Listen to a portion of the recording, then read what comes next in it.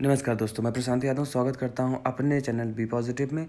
और शुरू करते हैं 18 अप्रैल 2022 के दैनिक जागरण में क्या क्या खबरें हैं। आज बहुत क्लिप्स में और सिर्फ हम खबरों को सिर्फ आपके साथ डिस्कस करेंगे, बताएंगे कि क्या क्या हेडलाइंस हैं। तो बात करते हैं हेडलाइंस में। तो पहली है कि मोदी के कार्यकाल में तेज़ी से घटी है देश की गरीबी। विश्व बैंक की एक रिपोर्ट ने इस तस्वीर को उजागर किया है। बात करें अगली खबर की, तो जीएसटी स्लैब में हो सकता है बड़ा बदलाव। अब जो पहले 5% में कुछ उत्पाद थे उनको 3 या 8% में डाला जा सकता है। कहा जा रहा है कि सोने या आभूषण जो हैं उनको 3% की कैटेगरी में रखा जाएगा। उधर पाकिस्तान के नए पीएम शहबाज शरीफ को भारत ने बधाई दी है। एक शांतिपूर्ण चिट्ठी लिखी है, उसमें कहा है कि हम पाकिस्तान से शांतिपूर्ण संबंधों की इच्छा रखते हैं। उधर बोरिस जॉनसन ने बताया है भारत को इकोनॉमी का पावर हाउस, जैसे कि भारत की राजनीति इस समय काम कर रही है, उसको देखते हुए उन्होंने भारत को इकोनॉमी का बहुत बड़ा स्थल बताया है। बात कर रहे हैं यहाँ पर, तो हुनर हाट जैसी पहल में आत्मनिर्भर भारत के प्रयासों को मिल रहा है बल।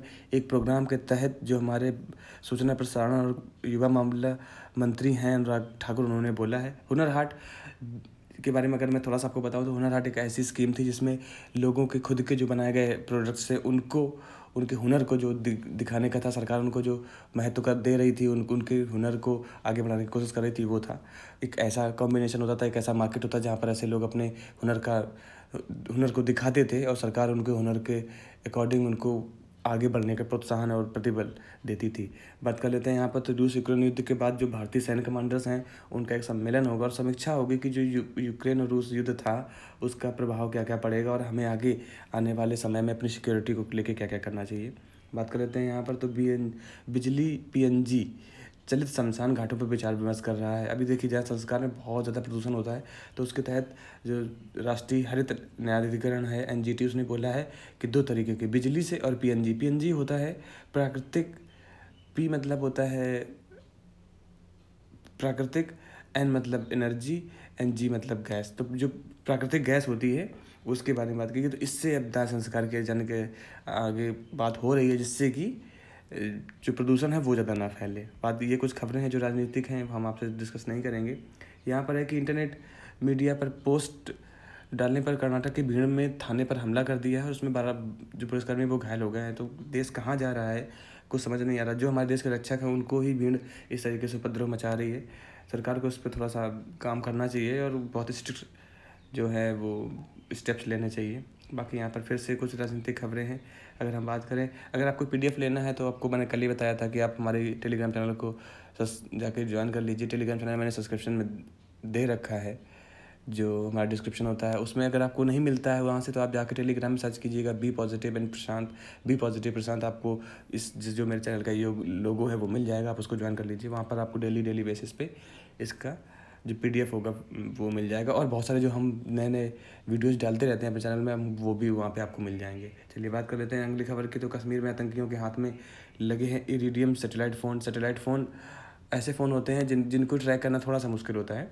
अफगानिस्तान में अमेरिकी नेतृत्व वाली सेनाओं ने इस तरीके के फ़ोन इस्तेमाल किए थे, लेकिन जो हमारी सुरक्षा एजेंसीज हैं वो कह रही है कि घबराने की कोई जरूरत नहीं है, हम उस पर काफ़ी स्ट्रिक्टली काम कर रहे हैं। बाकी ये पेज में इस पेज में जो दिया गया है तो हिंदी के बारे में बात की गई है। बोला जा रहा है कि हमारे देश की एक राजभाषा होनी चाहिए और ये बिल्कुल सत्य है। वो भाषा हिंदी हो या कोई और हो, हालांकि हिंदी, हम हिंदुस्तान हिंदी के नाम से जाने जाते हैं तो हिंदी ही होनी चाहिए, बट हमारे देश की एक भाषा होनी चाहिए जो हमारे देश की पहचान बने।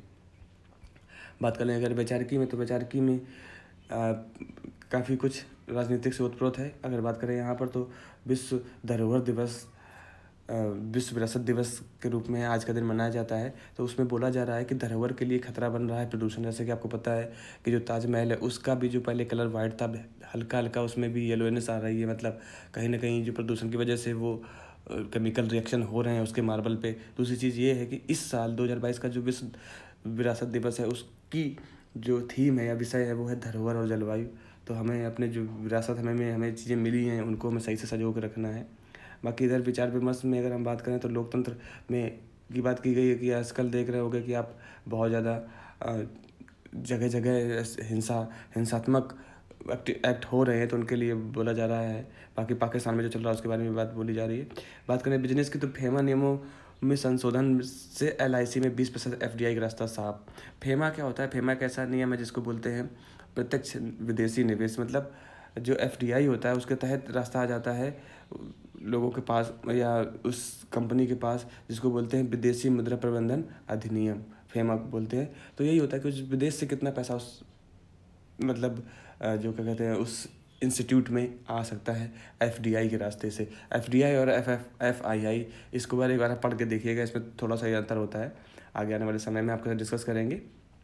चलिए बात कर लेते हैं अगर यहाँ पर, तो अगले 5 सालों तक रहेगा यूपीआई का दबदबा। यूपीआई अब जब समझते हैं कि हम यूनिफाइड जो हमारा पेमेंट सिस्टम है, तो हम आजकल ऑनलाइन बैठे बैठे पेमेंट कर देते हैं, तो अगले 5 साल तक इसका दबदबा रहेगा। आगे आने वाले समय में इससे भी कुछ बेटर और एप्लीकेशंस आएंगे। बात करें यहाँ पर प्राकृतिक गैस का नया आवंटन बंद करने से महंगी हुई सीएनजी, तो वही है कि जो प्राकृतिक गैस है उसका आवंटन बंद, मतलब जो वितरक होते हैं या जो एक्सप्लोरेशन करते हैं उनका आवंटन नहीं हुआ है, इस वजह से महंगी हो रही है सीएनजी। जैसे जैसे होगा हम एक्सप्लोर करेंगे और जो इस तरीके की चीज़ें हैं वो और सस्ती हो जाएंगी। इसके बाद मारुति सुजुकी आपने जानते होंगे, एक बहुत ही बड़ी कंपनी है, बोले देश की सबसे बड़ी कार कंपनी है। तो उसने बोला है कि इलेक्ट्रिक व्हीकल सेगमेंट में अब वो भी एंट्री करेगा और 2025 तक उतार सकता है वो पहला अपना मॉडल। इसके बाद एलन मस्क, जो कि ट्विटर को खरीदने की चिंता जताई थी, अपनी इच्छा जताई थी, बोले हैं कि मेरी तो कोई बात नहीं, लेकिन दूसरी बोली देता हूँ कि चिंता करे ट्विटर, मैं तो कोई बात नहीं, अपना काम चला लूँगा। चलिए ये तो नोक-झोंक चलती रहेगी। इधर कैंपस फुटवियर, आपने कैंपस के बहुत सारे शूज़ हमेशा पहने होंगे, बार बार देखे होंगे, तो मई में आ सकता है कैंपस फुटवियर का आईपीओ, ये बोला जा रहा है। आगे अगर हम बात करें कुछ खबरों की, तो मरियुपोल में छिड़ी आखिरी लड़ाई। देखिए यूक्रेन और रसिया की कोई आखिरी लड़ाई नहीं हो रही है, जब तक एक देश की सांसें चल रही हैं तब तक वो लड़ेगा। मरियुपोल एक यूक्रेन का राज्य है या क्षेत्र है, अभी वहाँ पर युद्ध चल रहा है। चलिए बात कर लेते हैं यहाँ पर, तो शंघाई में कोरोना के मामले से तीसरे विमान वाहक पोत का निर्माण रुका है। तो काफ़ी दुख या खतरनाक हो सकता है कोरोना का ये जो लहर है, स्पेसिफिकली चाइना के लिए। आप हमारे लिए नहीं, आप परेशान मत होइए। इसके बाद आतंकवादियों के खिलाफ कार्रवाई करे अफगानिस्तान, पाकिस्तान ने बोला है। अब बहुत अच्छी नसीहत है वैसे, पाकिस्तान को खुद ही सोचना चाहिए कि वो कितना सपोर्ट करते हैं अपने जो वहाँ के खुद के पले हुए राजनीतिक आतंकवादी हैं। चलिए बात करते हैं यहाँ पर नई, अगर देश की सुरक्षा की बात करते हैं तो उत्तर कोरिया ने परमाणु क्षमता बढ़ाने के लिए एक नई मिसाइल का परीक्षण किया है। और उत्तर कोरिया हमेशा कुछ न कुछ दिनों में इस तरीके के परीक्षण करता रहता है और एक डिटरेंस क्रिएट करता रहता है, संपूर्ण विश्व में अपना लोहा मनवाता रहता है। इसके बाद अगर बात करें दे दनादन में, तो कल 2 मैच हुए। सनराइजर हैदराबाद ने हराया है पंजाब किंग्स को, और डेविड मिलर के तूफान से उड़ा super king Chennai super king को हरा दिया है गुजरात टाइटंस ने। बाकी यहाँ पर कुछ और खबरें हैं। अगर बात करें सप्तरंग की, तो यहाँ पर साप्ताहिक मतलब यहाँ पर क्रांतिकारी है, हमारे जो ऐतिहासिक रूप हैं उनको एक बारे में बताया गया है, कुछ खास नहीं है। इधर कुछ फिल्मी खबरें हैं। अगर बढ़ें आजकल में, तो आजकल में ये है कि केरल को देश का पहला पूर्ण साक्षर राज्य घोषित किया गया था 1991 में, आज के ही दिन, मतलब 18 अप्रैल 1991 को आज के ही दिन केरल को पूर्ण साक्षर राज्य घोषित कर दिया गया था। अब सोचिए कि कितनी बड़ी उपलब्धि होती है किसी राज्य के लिए। बाकी अगर हम बात करें यहाँ पर, तो अल्जाइमर से बचाती है स्वस्थ जीवन शैली।